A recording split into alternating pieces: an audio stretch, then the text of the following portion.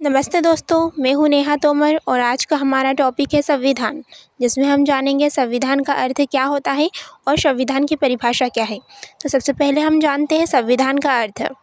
संविधान का अर्थ होता है वे समस्त नीति नियम एवं कानून जिसके द्वारा हमारे देश का शासन चलाया जाता है उसे हम संविधान कह सकते हैं।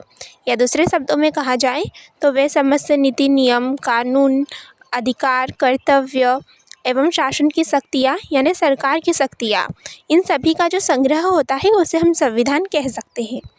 चलिए इसे मैं आपको एक उदाहरण के द्वारा समझाती हूँ जिससे आपको आसानी से समझ में आ जाए। जिस तरीके से हम स्कूल जाते हैं तो वहाँ पर बच्चों के, टीचर्स के, सभी के लिए कुछ न कुछ नियम एवं कानून होते हैं जिसका उन्हें पालन करना होता है। जैसे स्कूल कितने बजे लगेगी, स्कूल की छुट्टी कब होगी, कितने लेक्चर लगेंगे और कितने बजे तक लगेंगे। उसी के बाद बच्चों के कुछ अधिकार होते हैं जैसे कि वो स्कूल में कुछ गेम्स खेल सकते हैं, लाइब्रेरी से लेकर अपनी बुक्स पढ़ सकते हैं, गार्डन में घूम सकते हैं। अगर उन्हें किसी टीचर के द्वारा अच्छे से नहीं पढ़ाया जा रहा है तो वह शिकायत कर सकते हैं। ठीक उसी तरीके से अगर बच्चे स्कूल नहीं आते हैं, लेट आते हैं या यूनिफॉर्म नहीं पहन के आते तो उन्हें कुछ न कुछ सज़ा दी जाती है। यही सब हमारे स्कूल के नियम एवं कानून होते हैं और इसी के द्वारा हमारे स्कूल चलाई जाती है। तो हम इन सभी को अगर संग्रहित करके एक मोटी सी बुक में रख दें तो इसे हम कह सकते हैं कि ये हमारे स्कूल का संविधान है।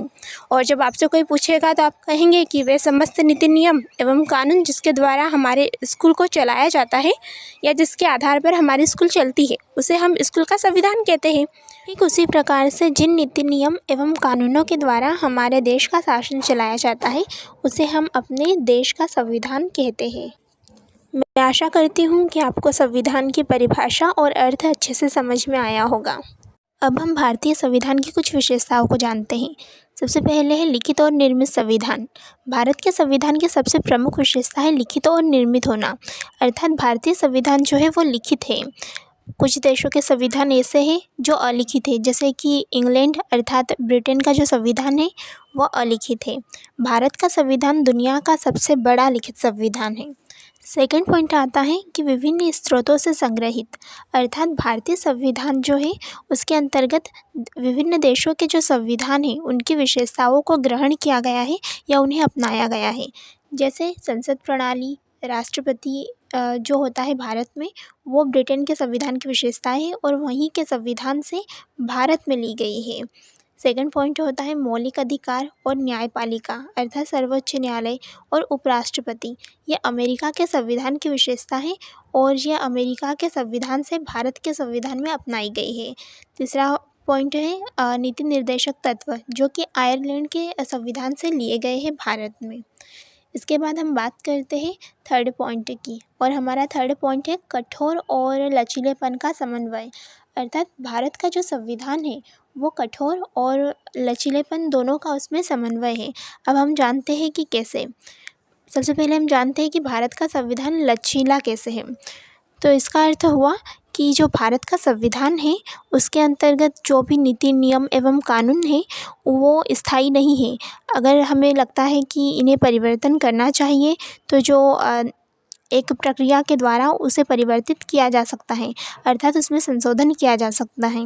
जैसे जम्मू कश्मीर से धारा 370 हटाई गई और कुछ ही समय पहले एक बिल पारित किया गया था, जैसे नारी शक्ति वंदन अधिनियम, उसके बाद 3 तलाक कानून।